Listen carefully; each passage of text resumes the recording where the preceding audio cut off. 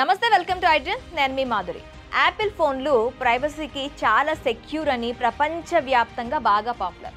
ఒక్కసారి ఐఫోన్ నుంచి మెసేజ్లో, ఫోటోలో, వీడియోలను తొలగిస్తే మళ్ళీ రీస్టోర్ చేయడం అసాధ్యమని ఐఫోన్ వాడేవారి నమ్మకం. అయితే ఓ ఐఫోన్ కారణంగా భార్యాభర్తల మధ్య పెద్ద గొడవ జరిగి విడాకుల వరకు వెళ్ళింది. ఐఫోన్లో ఓ ఫీచర్ కారణంగా ఒక బ్రిటన్ వ్యక్తికి తన భార్య నుంచి విడాకులు వచ్చాయి. యాపిల్లో ఉన్న ఈ ఫీచర్ వల్లే విడాకులు గతి పట్టిందని ఆ వ్యక్తి సంస్థపై కేసు వేశాడు. తాను మరొకరితో చాట్ చేసిన మెసేజ్లను తన భార్య చూసిందని, ఆ మెసేజ్లను తాను డిలీట్ చేసినా తన వైఫ్ చూడగలిగిందని, దీంతో తనకు విడాకులు ఇచ్చిందని ఆ వ్యక్తి వాదన. దీనికి యాపిల్ సంస్థ బాధ్యత వహించాలని ఆ వ్యక్తి కోర్టుకు వినిపించాడు. కేసు డీటెయిల్స్లోకి వెళ్తే యాపిల్పై దావా వేసిన ఆ వ్యక్తి తన ఐఫోన్ నుంచి పలువురు సెక్స్ వర్కర్లతో చాటింగ్ చేశాడు.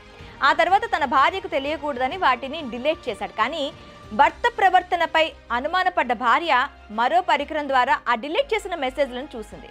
దీంతో మనస్తాపానికి గురైన ఆ మహిళ తన భర్తకు విడాకులు ఇవ్వాలనుకుంది. భరణంగా 5 మిలియన్ పౌండ్లు పరిహారం చెల్లించాలని డిమాండ్ చేసింది. డిలీట్ చేసిన మెసేజ్లను భార్య చూడకుంటే తనకు ఇలాంటి పరిస్థితి ఉండేది కాదని తన వాదనలు వినిపించాడు.